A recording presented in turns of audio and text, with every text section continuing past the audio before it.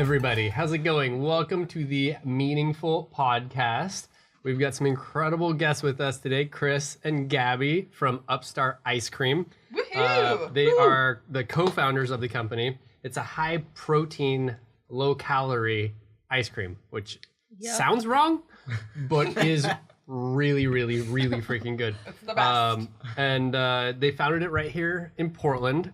They both have background as CPAs, so this was a natural transition into ice cream. 100%. Yeah. Makes sense. There's a lot of CPAs in ice cream these days. Yep. There's at least two I know of. See, there we go. See, everybody. So let's see. Oh, you're also in 350 stores already, which is absolutely incredible. The company's what?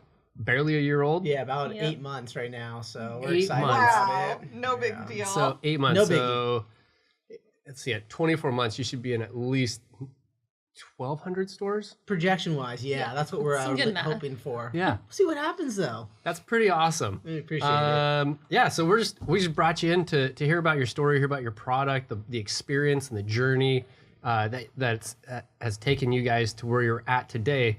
And we were lucky enough. You guys reached out to us early in the conception of UpStar just to meet. Because you thought we were cool. We're not that cool. Now that we find the internal truth, like, can we back out of this relationship? No, I'm just kidding. You guys are All my amazing. deposit back. It's non-refundable. But yeah, we're here to talk about the experience of working together as a couple, starting a company, and bringing a product to market.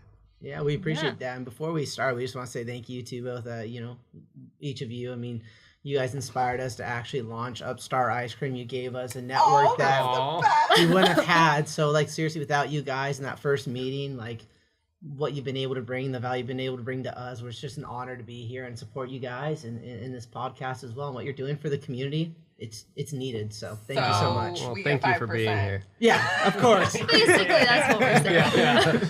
Cash call.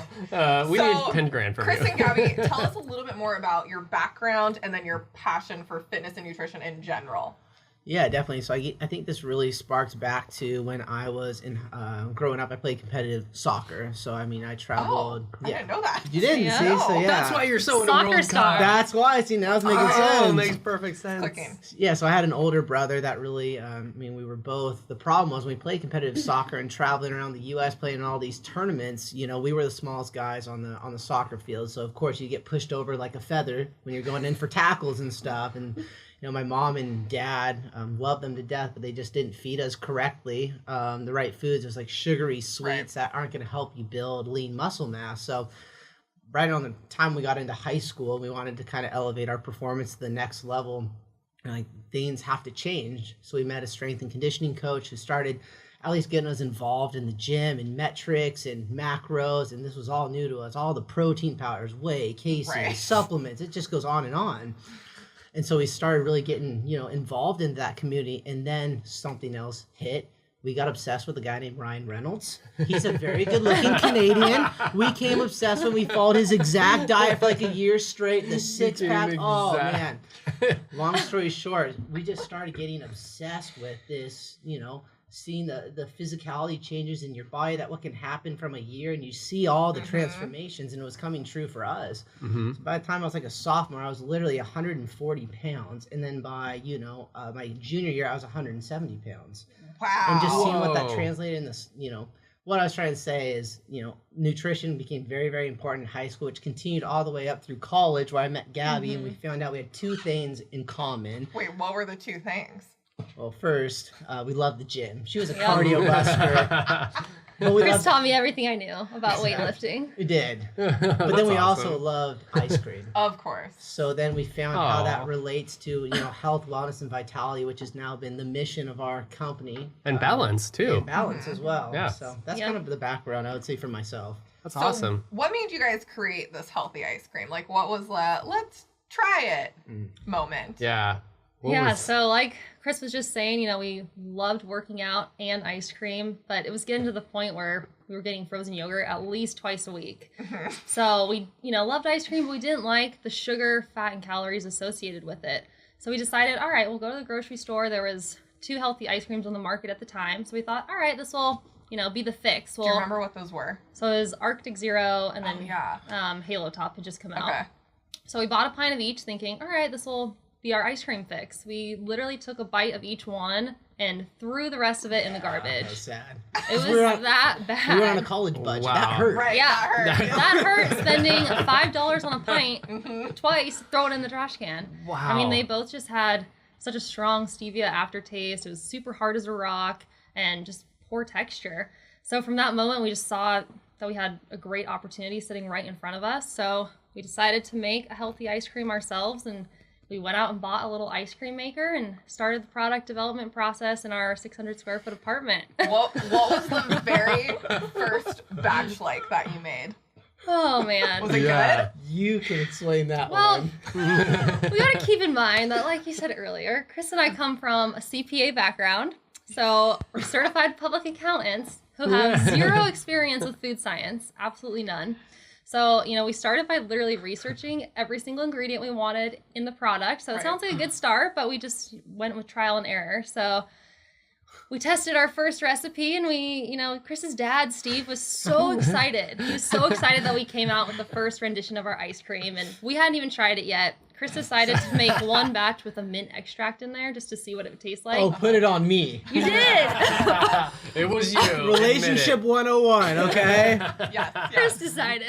But yeah, so Steve went in, took the first bite, literally a huge spoonful in his mouth, spit it out everywhere on the table, and was like, this literally tastes like toothpaste. He thought it was the worst thing he had ever tried. So let's just say we've come a long way from our toothpaste ice Wow. Their ice cream does not taste anywhere close to cream. Tastes a lot better now. We It's promise. trial and error, though. You got to start somewhere We gotta and start move somewhere. from there. But You guys have been very, very scientific about this. Can you tell us about like the hardships you've gone through about figuring out the right flavor and the right ingredients and how you got to the point? Because you have a very specific recipe. That's very unique. Yep. We appreciate that. So I think after doing that trial and error process in our 600 square foot apartment for 8 months, you get to a certain point that, we had 3 flavors at the time, chocolate, vanilla, strawberry, but we were just using over the counter like pure cacao powders that we'd buy at New Seasons, Whole Right. Foods, whatever it may be. But you got to go back to the sources of the manufacturers, right? There's essentially found someone named Sarah Masoni. She's part of the Food Innovation Center. She just got written up in the New York Times. saw that. We were the That was headliner, awesome. which Yeah, is pretty that was cool. huge. And so essentially what she was talking about all the suppliers that are needed to actually formulate a recipe that comes down to scalability and commercializing it. Because what we had worked on is little batch freezer that could do 1 pint of ice cream. But she's saying this isn't going to work for scalability. So she put in, basically, it comes down to the molecular compounds of every single ingredient in order to scale to a commercialized equipment.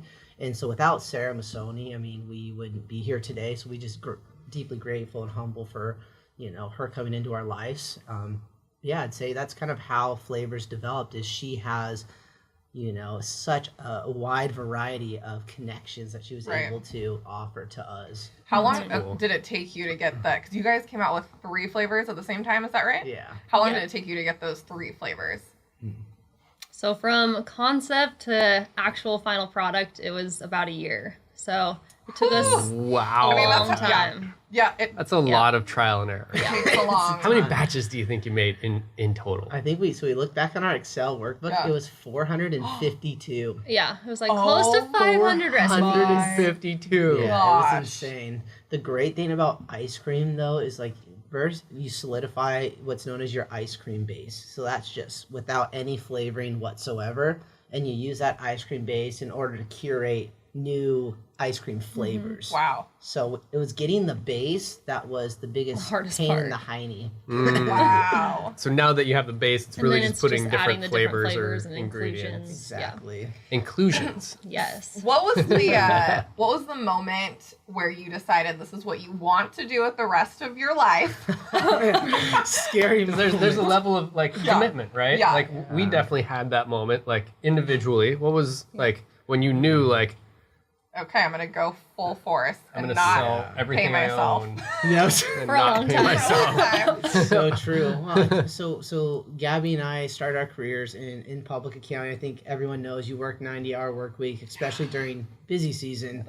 And so I had been sent out to work in Denver, Colorado for 4 months straight. Oh, wow. It was crazy. It was for a large client, and I'd get up at 5 a.m. You'd go to bed 11 p.m. I hadn't talked to Gabby in 4 months. Very, Oh. very minimally. Already knew what it was like to be an entrepreneur. Yeah. Pretty much. Okay. In the And DNA. Gabby's like, this is great. We can totally start a business. Oh, it was great. We can work till 11. I personally reached a point in my career where I didn't see the progression and my personal skill sets aligning with what I was doing. And I woke up, it was the last day of the job.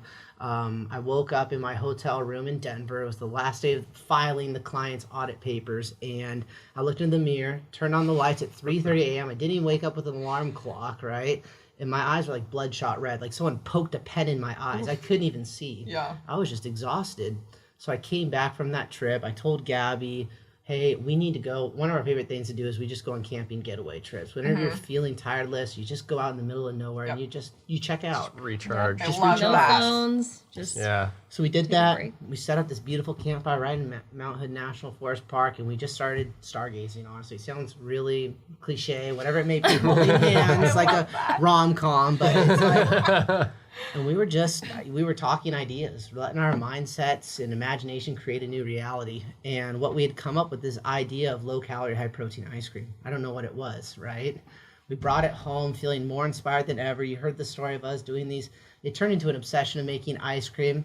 And then it just came a point in time to where we looked back and said, we're only spending, the nights during the weekdays and the weekends. We were getting nowhere. Right. So it came to a point, it's like, do you want to bring this to market or not? And if you do, you have to sacrifice all these things. And I was able to say, yes, I'm willing to sacrifice that. So in April of 2016, 17? Yeah, 2017. Yeah. Yeah, 2017. I quit my full-time job. I became the first UpStar employee, and we haven't looked back ever since. Now, Gabby, That's awesome. you just recently quit your job, and I know for a lot of Yes. entrepreneurs, that's like the big question on like, when you're an entrepreneur, you have to work as well because you got to pay the bills.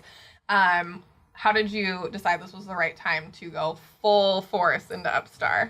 Yeah, I think the hardest thing for us was it was so hard having just one person full time. Like Chris was basically our fight fires guy. Like there weren't really segregated duties. It was like whatever comes up at that moment in time, Chris was handling, and it was getting to the point where, we were expanding into all these stores and there was way too much on his plate. And I was seeing like I was starting to lose focus at my job because I just kept thinking on the back end, like what I have to do for UpStar. And I was, working 5 hours after work every day on the weekend and just trying to get us at the place that I could be more helpful to Chris, and it just wasn't happening.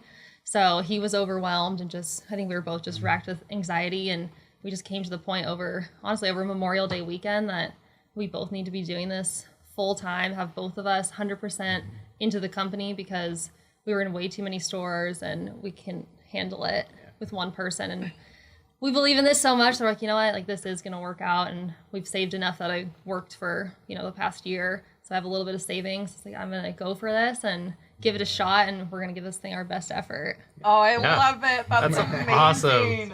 That is inspiring. Yeah, that's really That cool. is inspiring. Like just the fact that you're willing to follow your hearts and your dreams and to know, you can always go back to being a CPA. Of course. Yeah. Right? You could do Still that. have Who the doesn't title. love bloodshot eyes? That's right. Right? Who doesn't love 90 hour The worst work that weeks? happens is you become like more well-rounded human beings. Exactly. Right. There's always something to learn from the experience. I'm sure you guys have a similar story when you guys just made that moment. It was at start. We were super broke. We had no savings. Yeah, it was just, it's so, That was super fun. Good Hey, time. we've been there too, for sure. So For sure. how in the world did you guys take this to market so fast? This is not common that you get into 350 stores in less than a year. Yeah, so tell us like your story. So most people know that's not normal. No, like it's 10 not at stores, all. that's a normal start. Yeah, it's funny because like if you just look at like other brands that are based here in Portland, like your whole goal is like you'll get into new seasons and market of choice. You'll work those accounts for a year or two, and then before you know it, you go to a natural like expo show, and then you expand. And then for us, it was like, no, we're like, it's go time. And that's like my mentality and Gabby's. Like, there is no slow movement here. And so the steps that we took was we knew that we had to have 3 things in line before we could actually bring the product to market. The first, you have to have a product that people value, and we're grocery buyers. They can't say no. And if they say no, you don't have a good enough or valuable product.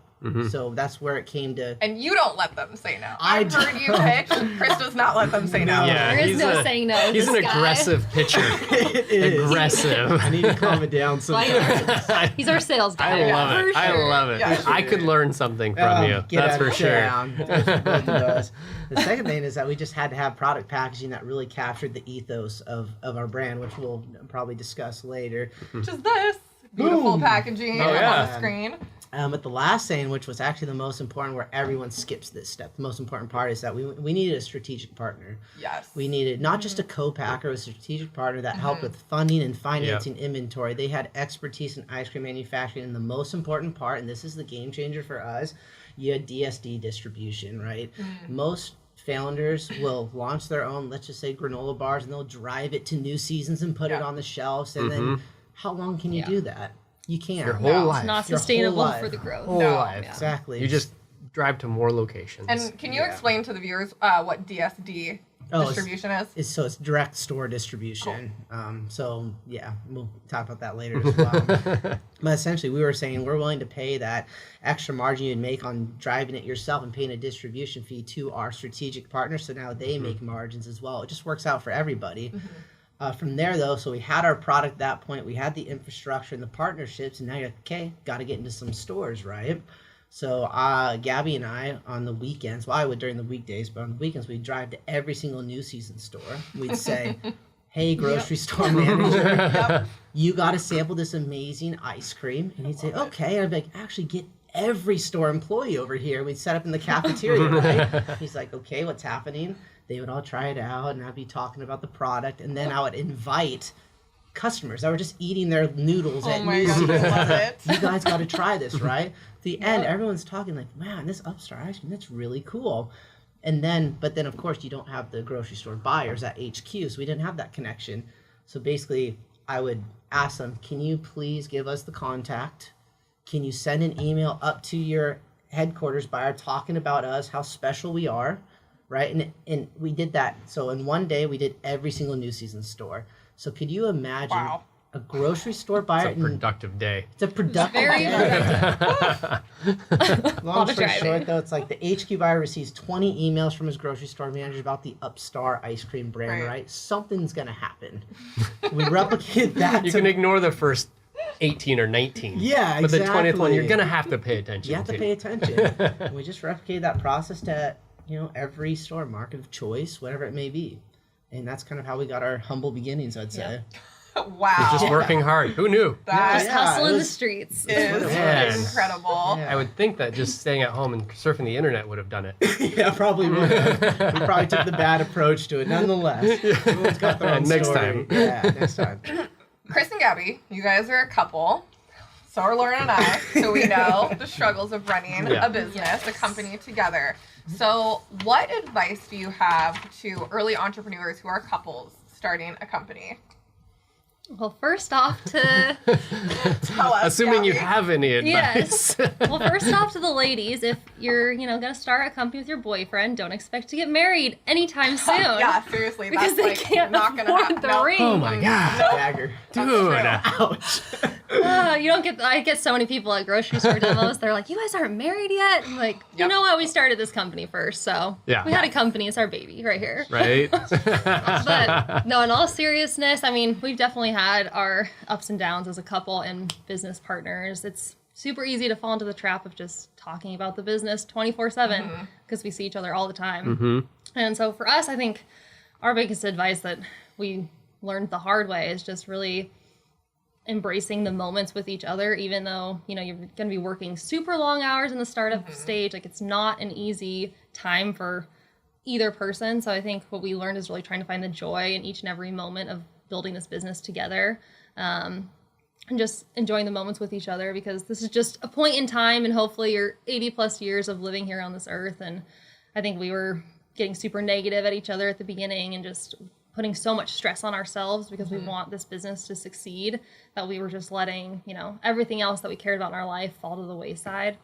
And so I think it's really just about like finding that balance of working well with each other, like staying motivated, and really just inspiring one another to continue down this path, even though you're going to be working super long hours together. What do you do when you get in an argument?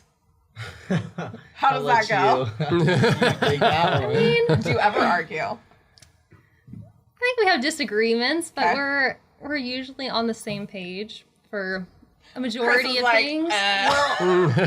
I think that, so I am the creative in the relationship. I come up with all these crazy ideas. I will spill ideas out just all over, Yes. splurt about. Gabby's good at taking those and just like analyzing them to saying like, Chris, that's stupid, or Chris, that's brilliant, you know? So it's like our arguments are basically me feeling offended that an idea that I came up with was a bad idea. That's Loren's See? problem too. Yep. But It's not our fault. It's not our We're fault. so creative. we're just, No. that's what I was going to say. Yeah. Creative thinkers. And we got to get it out of our brain before it leaves. Exactly. Even if it's a bad idea, it's still got to get out there. Gotta Yep. get out there. Have Yeah. to use it. The bad ideas help create good ones. So Yeah. That is true. Yeah. I like that. Bad ideas create good ones. That's some good advice. That is really That's some good very advice. good advice for some people in this Yes, room. I will take that into consideration next time. for our next argument next time in an hour. we will Right. play this recording So for you. let's talk more about this awesome brand you guys have created. Yes. Again, up on the screen. How did you come up with it, and who came up with the name? So it goes back to that trip that we took after my Denver trip. Went to the Mount Hood National Forest, and just literally the brand comes down to that moment when we were stargazing, holding hands together. And I don't know if you guys. Now I get it. There it is. Ah. That's why Mount Hood's right there, because that's what we were seeing in Oh this. my Oh, that's Mount reflection. Hood. Yeah. It is Mount Hood. I've So- never really so seen it cool. It's very before. subtle. I've see? looked at it, but I See, there you haven't go. seen it. He just thinks it's mountain. Exactly. Yeah. It should overcame a mountain. But essentially, we tried to capture that moment when one takes the time and second to stargaze, and then you get that, I guess, that illumination of the imagination of creating a new reality for yourself. It's like you look into the stars, the universe is endless, and you feel so small. And there's a million things that you can do with your life. Or to inspire the world, whatever it may be. And so Gabby and I wanted to capture that moment to where the name came out of that own reflection, to where UpStar is literally the act of looking up into the stars to create your own new reality. Wow. So who said That's the really name cool. first, though? I I have to know. okay, We so, brainstormed a ton of names at the beginning. yeah. But So this happened when we were like literally in that moment, and I was like, we should call it Star Ice Cream. And Gabby was like, that sounds like a name that is like, sounds like a stripper's name. And I was like, Sounds my like gosh. a stripper's name. and I was like, We're oh not my gonna do gosh, that. yeah. And so then I was like, how about UpStar Ice Cream? And she was like, you nailed it. That's it. So You like Oh, nailed I it. love that. nailed it. I said, bad ideas, Yeah. analytical thinker. So who does what for the company, especially now that you're full-time in Yes. UpStar? Talk to me. Who does what, and how did you delegate that? How did you find each other's good skill sets? Yeah, so now that we've been dating for almost 6 years now, we definitely know. That long? 6 Yeah. I didn't years? know that either. Yeah, see, this is the call You're not that we get. You're not married. Why aren't you married yet? No. I tell ya. No. Add to the list of people who Yeah. told me this. We'll take a ring making class together. There you go. That's what we'll do. It'll be That's what way they can more afford. How long meaningful. have you guys been dating for? 3. Three. Totally 3, yeah. Yeah. We're getting up there. Yeah. Yeah, I'd say so. we're getting there. Yeah. These kids are growing up. Growing up. But yeah, so basically we really know each other's strengths and weaknesses and what we excel at. So obviously the first year was kind of just Chris just going wherever we Do needed it. to go. But now that we're both on board, we've really tried to delegate duties on what each other does. So for title wise, Chris is our CEO and I'm our CMO, but for the actual responsibilities, Chris basically handles all of our sales, so everything sales from the relationships with the grocery stores to our brokers, distributors, and all of the operations with Alpenrose Dairy, who's our strategic partner. And then I'm more on the side of all of our marketing and promotions. So I run our social media, do all of our collaborations and giveaways with other companies and athletes, Gotcha. Manage all of our relationships with the brand ambassadors we have, and then working with our production team on any upcoming marketing and promo material that they're going to help us create. So that's like really helped separate kind of each of our strengths and being able to focus more on one area of the business. So Who does the CPA stuff? Yeah. I mean, Well, Purpose, yeah. We haven't figured that one out yet. Oh, we gotta do the book. Speaking of which. Yeah, we gotta do that. Luckily, we did our taxes. But we still gotta you can do your own taxes. Yeah. Having a financial background, do you find that to be an asset? Since yeah. everything comes down to numbers, Yeah. right? Yeah, 100%. Which is awesome because the grocery store industry is all based off of margins for each party, from the manufacturer, distributor to the obviously end retailer. So if you can explain the financial backing and why your product would be a good fit on that shelf, it makes a lot of sense. But a lot of food entrepreneurs can't even understand the basics of that dilemma. So And I think that's the hardest thing because food margins are so slim. they are, yeah, they're Yeah. razor So slim. Yeah. No one would understand that when they're, though buying a $6 pint of ice cream, right? You wouldn't understand. They think the maker gets $6. Get the $6, which Yeah. unfortunately, I wish that was the case. Yeah. Yeah, exactly. Because it's going to be a Not the 50% markup by the grocery By the store from the supplier, and the supplier is going to 50% mark it up from your cost. Exactly. Right? So if $1, it's going to be $2, and that becomes $4 real quick. Yep. 100%. Super fun. Yes. Good times. Super fun. Yeah, So- we really appreciate our background as CPAs and just being in that I'm industry. jealous. Like 100%. Just Yeah. auditing, we were always at a different client site, so you just really saw how a business worked. Right. And we were able to work with lawyers, and you just like see a lot of the business side that makes sense now when you're starting your own business. Yeah. Right. Seeing other companies that are farther along than Yeah. you, you can And, like, what works for kind of them. relate and know where you fit into the progression of business. Yeah. So that actually leads me to the next question. As far as your personal work-life balance, what have you done to make sure that you actually remember what that's like? Yeah. That's the tough question. I was going to say, Have you guys gone anywhere lately? well, Yeah, how's that camping going? work-life balance Camping comes is down to going just drinking LaCroix. This is all we need. No, Have you looked up at stars recently? Yeah, exactly. I think that's the one thing that Gabby and I have really struggled with a lot recently is I think every startup knows in your first year it's the make or break moment. And it's kind of like I use the analogy, it's like entering the gauntlet. And it's going to be those that have the hope and the faith that you're going to continue to strive and you'll come out of that alive. And for us, we're still in that first year where we're figuring so much out. It's like like a fire hydrant just spraying water in your face. You can't even suck down all the water, And so Yeah. I think that Gabby and I need to do a better job of it, but we haven't actually detached ourselves from what it looks like to have that work-life balance. So I think it'll come with time. I mean, as you build up the UpStar team here as, months to come, maybe that will look differently. But for now, we're a 2-person team and we're fighting. That's well, year awesome. 2 Good is for when you we guys. finally took a day off.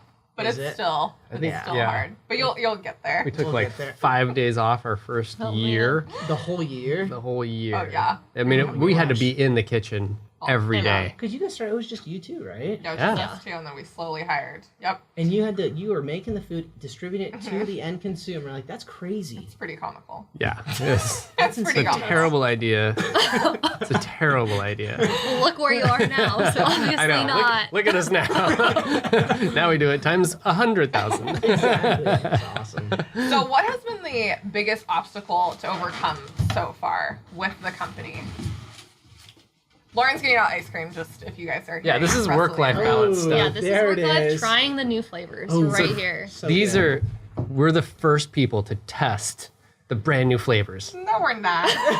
I wish we could say that. You can say that. We're the first people. The very first. This is the first time they've ever been This seen. This is On the a first like podcast. live Podcast. taste testing. Yeah. Yeah. Yes. You know what? In all the books I read about podcasting, they say to do ice cream tasting Is that right? because it just transfers so well Oh, yeah. over podcasts. Oh my Yeah, god. that makes a Yeah. lot of sense, actually. It makes So- people jealous. They're not eating it themselves. So let's taste these, and then you guys tell me what has been the biggest obstacle so far. Megan, I'm, will you say dying the to names? know. Yeah. You want to take that one or you? Yeah, I think that the thing that we struggle with the most is Oh man, They're I gonna taste Oh, it, we're too. Oh, yeah. You got to know what it tastes had a like. pint for breakfast. This is great. Yeah, Why it's in our not? protein shakes every morning. I think no, sometimes we just get overwhelmed with how many dimensions there are to launching a consumer packaged good brand, and it's overwhelming. You talk about the relationships you have to curate with every individual supplier, to your manufacturer, to the Right. grocery store buyers, to your brand ambassadors, and you're doing that as a 2-person team. Like, we struggle with not having the bandwidth to be able to provide everything that we know that we should be providing, and then obviously bootstrapping, funding, and financing this thing on the life savings that we made while working. Like, for us, that's been the biggest struggle. But at the same time, it's like we're in stores 24/7 getting consumer feedback, and we know how much people love our product and how much value it brings to their lives. So that's why we can't quit. You're not gonna quit. Ever. Not quitting. Never. Exactly. Okay, walk us through these new flavors. What do we got here? All right, it's our 4 new ones that we try this. just Is launched. this one new? Yeah. Oh, So okay. we have the chocolate blast. So it's like a dark chocolate with chocolate chunks in it. Ooh. Our mocha chip. Then we have a cinnamon snickerdoodle. Oh my gosh, And- that's so good. Birthday cake. good. That's the 4 flavors. Yeah. it's- Chocolate blast. Oh, how did you come up with these new ones? Like, did you research other people that are similar, or What's selling, what's trending, or Yeah. were you like, let's just make our own? Yeah, I mean, we looked at definitely what was trending in the industry and looked at different ice cream brands, and you can find research online that shows like the top selling ice cream by category. So that's what we had found, and the chocolate is like a staple to have. Birthday cake has been in the top recently, right? and then surprisingly, we just found out a peanut butter is in the top selling. So we are Ooh, hoping to make that as well in the near term future. I like that. Yeah. This mocha one's awesome. They're all so good. Thanks for bringing ice cream. How long- You can be on the Yes. show anytime. All the time. Next week. How long did it take you to come up with these 4 new flavors? Because these ones took a while. Was this a faster process? So this is what's really funny. Super So like we said, so Sarah Missoni got written up by the New York Times as known as the $1 million palette. Oh my gosh, this is so good. And so she came out with these flavors. It took her 3 days in the kitchen to pump these ones So out. one What? week, Days. 1 3 weekend. days, yeah. Yep. Dude, we need to hire her. Yeah. she's amazing. That So, actually tastes like birthday cake. doesn't it? Like Literally. vanilla with sprinkles birthday cake. Yeah. That's Welcome to- legit. We appreciate that so much. And it Wow. tastes like real ice cream. Exactly. It actually It does. doesn't taste, It's not like super you're missing hard. anything. And do you guys get that like stevia aftertaste with UpStar Ice Cream? No, I never have. Right. I No, never have gotten I this wouldn't stevia. even- And I'm really yeah. sensitive to it. Exactly. Yeah. And that's what we're so excited about. So people come to us in the grocery store and I was like, if you use stevia, I'm not going to try your product. I'm like, trust me, you're gonna love this. It does not have a sign of it. And they're blown away. No. Oh, So wow. people can get all these flavors in all the stores, or are you guys still launching the new ones? Yeah, so they're in select stores right Okay. now. So pretty much all of the new seasons markets have picked up at least a few of the new flavors. ones? Okay. Safeway has the mocha chip, and which other ones? Zupan's. Zupan's has all of the flavors. Chuck's Okay. Produce. And Chuck's Produce in Chuck's. Vancouver. Yeah. So any Nice. Washington people. Yeah. And then you can also purchase from your website. Yeah. Correct. So we just literally launched 2 days ago Yeah, it's last week. a model where you can actually have ice cream pints shipped on a subscription model to your front door. Arrives 2 days later. It's Wow. awesome. Oh. People are loving it. So That's so good. you got to check it out. Genius. Cool. So Yeah. tell us why UpStar is, I know why it is, but tell everyone else why it's different than the other high protein, low cal ice creams. Yeah, so I think the biggest thing for us is we're the only company that uses a tapioca fiber in our recipe. Oh, I did not know that. Okay. Yeah, so it I learned a lot today. Yeah, you're learning so much about ice cream. Ice cream 101. So that helps drastically with the texture and scoopability of our ice cream. So when you think of healthy ice creams, most people think of, all right, it freezes as hard as a rock. I have to put it in the microwave for 10 seconds, 30 seconds Right. before Yeah. I can eat it. So for ours, the best part is that that's not the case at all. You can literally take it right out of the freezer. It's scoopable. No need to microwave it, which is awesome. I think the other great thing that we love about UpStar, it's half the sodium and half the cholesterol as any other ice cream on the market. And that's because we do use less stevia, so we don't have to use as much salt for that aftertaste. Gotcha. So we have less salt in there, and then we use all natural premium local ingredients. So everything from our milk, cream, strawberries, mint oil extracts is all from suppliers here in Oregon. which makes us the most premium healthy ice cream on the market. Yes, and it's Wow. very, very creamy. And we've had a lot of different high protein ice creams, and I can't, like you said, I can't eat them.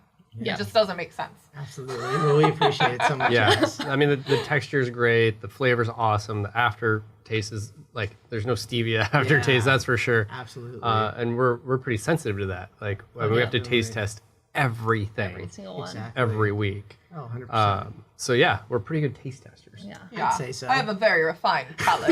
Yeah, when it comes to ice cream. Very. So, good. Gabby, I have a question for you.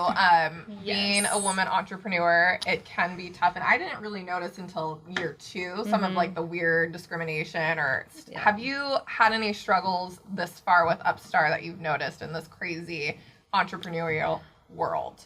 Yes, I appreciate the question. It's definitely something that has been really highlighted recently, I feel like, in the news. And I would definitely say I definitely have experienced discrimination. In our industry, in the grocery frozen, it's primarily still run by men. So there's very few women in our industry that we work with. And so I think that's been a challenge in itself. And just in different meetings, it still feels a little bit like the old boys club. Yep. So, you know, I've been in meetings where every single question is directed at Chris. Like, people don't ask me a question at all. And I'm like, well, I'm the other founder. Right. Or they'll just, like, they'll only be looking at Chris. Like, I swear, like, people don't look me in the eye. So I just, like, don't get eye contact from the other, like, guys sitting across the room. Even at grocery store demos, like, I've had so many people that are so shocked that I am the founder of the company. They were like, oh, like, I just thought you were this demo girl. And I'm like, no, like, I'm one of the founders. And so I'm the founder girl. I'm not just a demo person. So I think, that's been a challenge. And I think just to overcome that, you know, luckily I'm a pretty outspoken person. Like, I don't need someone to ask me a question to necessarily voice my opinion. But it's definitely been hard, like, knowing that people are just asking Chris when I have just as much right to be in the room and to voice my opinion.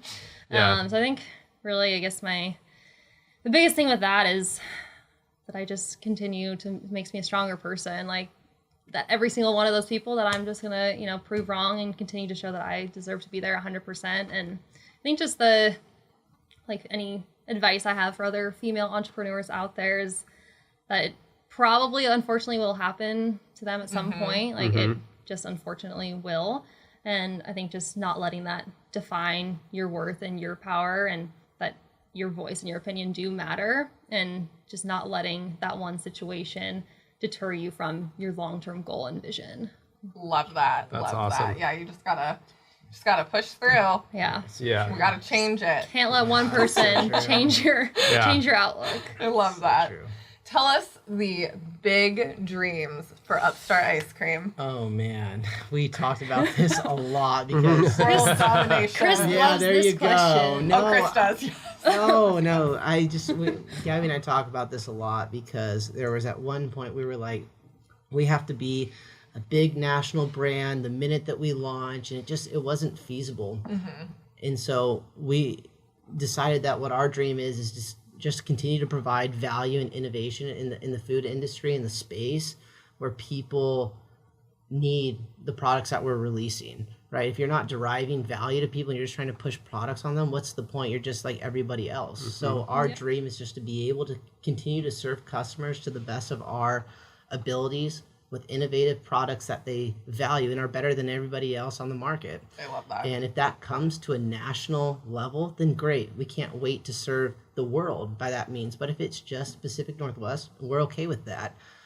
But as it relates to UpStar, we've even looked into, what does it look like to have a product outside of ice cream, or can we come up with a new revolutionary ice cream, which we may be launching in December? I'm not sure. What? Yeah, Little teaser. So- Dippin' Dots? Oh, I love those. I'm just saying. Everyone does. Man. Everyone loves them some Dippin' Dots. But yeah, that's what our dream is, just continue to provide more and more immense value to consumers across the world. And we hope that we can partake in their story as they partake in ours, I guess. I That's love awesome. it. Yeah. That's a great outlook to have. I appreciate that.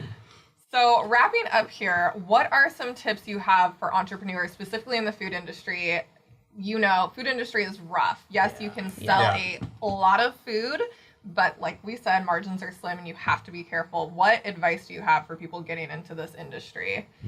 Yes. Especially grocery stores. Yeah. Because that's a whole nother. For Specifically grocery, going that route. specifically grocery, I think we have 5 tips, and then Chris can add any. Ooh, But okay, let's that hear he it. has. So I think I don't even know these guys. You so wanna number tell one Chris for his? sure is spending time on your product packaging and your logo. Okay. Because Yep. it's so expensive and so hard to go back if you don't spend the upfront Agreed. time to have a good package, because if it doesn't stand off the shelves, people aren't going to buy it Nope. because they don't know what your product is. So I think that was the number one for us for tips. Second, I think just really figuring out what makes your product different and unique, and what specific target demographic or market or people you're trying to hit with your product. So really honing in on that market and why you're unique and different.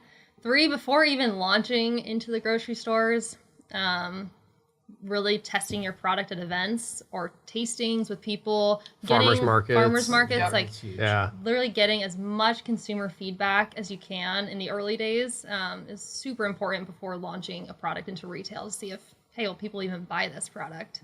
And is there a need for it? And then 4, I think, so basically just having your long-term vision of what you see for this company and then working backwards on how you're going to get there. So setting those deadlines in your calendar for the first year of what milestones you want to reach in order to get to that long-term vision. I love that. We did not do that our first year. We did our second year. Yeah. We missed a few of our deadlines, but it helped a lot. Yeah. It's true. And I think lastly, like with meeting with you guys, for example, just really meeting with as many successful entrepreneurs as you can and people you look up to, because just like that first time we met a year ago, like we really valued that conversation and seeing where you guys were at, and it really helped us starting off as a business. Yeah, and everyone feels your pain if Yes. they're an Yeah. entrepreneur. It's Yeah, so it's- true. it's And they're willing to, relatability. people are It willing to is. meet with you. Yes, yes. Yeah. That was just- Especially in Portland. Yes. Oh, it's so true. We have a huge food scene here. Mm-hmm. I think the only thing that I was going to add is that there seems to be this ideology, being an entrepreneur, like it gives you freedom, right? You get to dictate your own schedule, like, and you have to scale, spend money, market, go into debt, right? And if you don't, you're going to die. So for Gabby and I, that's what we thought we were going into this is, but we've learned that one of the best pieces of advice we've been given is don't consider like you're going to sell your company at some point, like in 5 years down the road, because it's going to skew the ideas that you have for your company and your execution. Instead, think of it as a long-term, like family-owned business that could go on and on and on, right? Yeah. Because then you have a long-term approach to your business and you don't get stressed and anxious. So for us, I think that would be like looking at the entrepreneurial journey, like know what you're getting yourself into and don't think you're just going to be the next company that sells for $1 billion or like RX Bar, $600 million in 4 years. like 4 years. Well, and usually those people who founded it don't really own much more It's of true. it. Yeah. Like when you see those companies sell for that much, they've given up a ton of percentage. You know, we Oh. still own everything, which is nice. It's very nice. So Yeah. that's So the true. difference. 100%. That's good advice. I I appreciate love that. it. Yeah. I hope people actually take that advice because it is really good stuff. Like that is the blueprint for figuring out a product to launch Oh, exactly. for sure. And the fact that you guys have gone from idea to production to grocery store and now direct to consumer with your subscription model is like genius. Yeah, we appreciate that. Megan and I just absolutely love you guys. We can't Likewise. thank you Likewise, enough 100%. for Yes. coming onto the show. Thank you for taking the time out of your day. I know you're super busy, and we'd love to have you back on again as Yeah. well and figure out something else to talk about. That's fun. I know. That's right. Well, thanks you guys so much for having us. We really Yes. appreciate it. Thank you guys, and we will see you next time. Thank you so much for watching this episode of the Meaningfull Podcast. Make sure to hit subscribe because every time you do, a baby elephant gets its wings. And if you want to be the first to get updates whenever we release a new video, click the bell button to turn on notifications. Thank you so much for watching.